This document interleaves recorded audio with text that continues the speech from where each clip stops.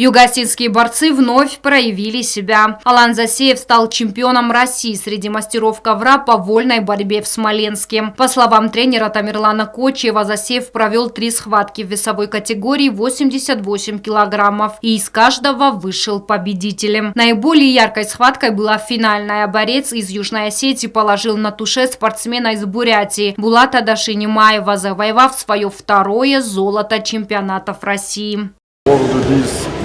ветеран тахсан чемпионат России.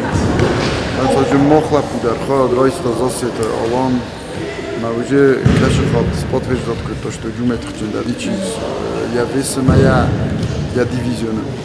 Фитчок бнот Бочокстан. Открытый чемпионат России по вольной борьбе среди ветеранов собрал более 200 сильнейших российских атлетов, а также борцов из ближнего и дальнего зарубежья.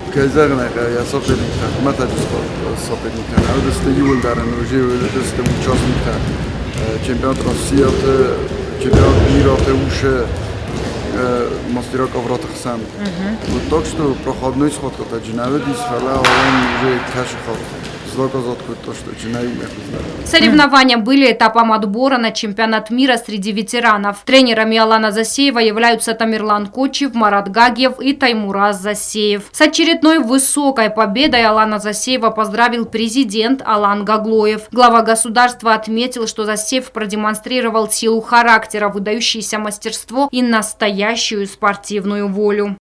Эта победа – результат многолетнего труда, дисциплины и преданности своему делу. Вы не только укрепили свои позиции как одного из сильнейших борцов страны, но и вновь прославили Осетию на всероссийском уровне. Ваш успех вдохновляет молодежь и служит примером для всех, кто стремится к высоким результатам. Осетия гордится вами. Желаю вам крепкого здоровья, энергии и новых достижений. Уверен, впереди еще много ярких побед. На этих же соревнованиях себя проявил Петр Кесаев в возрастной категории 61-65 лет. В весе 88 килограммов он завоевал 3-е место. Кесаева Петра подготовил тренер Вадим Багаев. Еще один спортсмен из Южной Осетии отличился уже на всероссийских соревнованиях, которые прошли во Владикавказе. На пьедестал почета взошел борец из Южной Осетии, 18-летний Арсен Кочиев. В соревнованиях приняли участие сильнейшие юные борцы из Северокавказского федерального округа. Кочиев на пути к серебряной медали провел 4 схватки. В первых 3 он одержал победу, но финально ему немного не хватило до победы. 74